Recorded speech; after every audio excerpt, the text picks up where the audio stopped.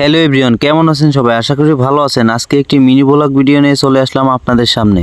স্কির উপর বাইকটা নিয়ে বের হইলাম। আজকে যদি তেল না পাই বাইকটা ঠেলে ঠেলে তারপরে বাসায় নিয়ে আসতে হবে, কারণ আমার বাইকে যে পরিমাণে তেল ছিল পিরিজপুর পর্যন্তই যাবে।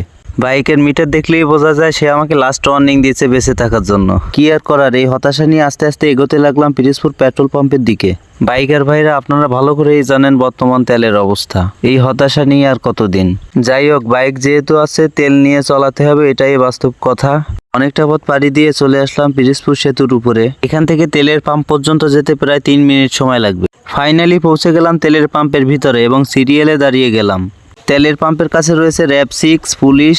তেল নেওয়ার জন্য অবশ্যই হেলমেট, রেজিস্ট্রেশন, ড্রাইভিং লাইসেন্স সবকিছু ওকে থাকতে হবে, এবং এগুলো যদি আপনার না থাকে তাহলে অবশ্যই একটা মামলা খেয়ে তারপর বাসার দিকে চলে আসবেন। তেলের পাম্পের কাছে গেছি, তেল মারবো না এমনটা কি হয়? বললাম যে ভাই আমি ঢাকা যাব আগামীকাল, আমাকে একটু বেশি করে তেল দেন। লিমিটেড হলো 300 টাকার, আমাকে 500 টাকার তেল দিল।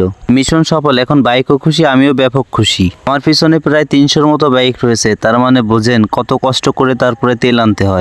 বাইকার ভাই যারা আছেন অবশ্যই সিরিয়াল মেনটেন করে তারপরে তেল আনবেন, না হলে আপনার গাড়িতে ক্ষয়ক্ষতি হবে। 300 টাকার তেলের জন্য যদি আপনার 500 টাকার ক্ষতি হয় তাহলে ব্যাপারটা কেমন হবে? দেখা গেছে ভিড়ের ভিতরে চাপ লেগে আপনার বাইকে স্ক্র্যাচ এবং ইন্ডিকেটর ভেঙে গেছে। ভিডিওটি ভালো লাগলে অবশ্যই শেয়ার করে আমার পাশেই থাকবেন।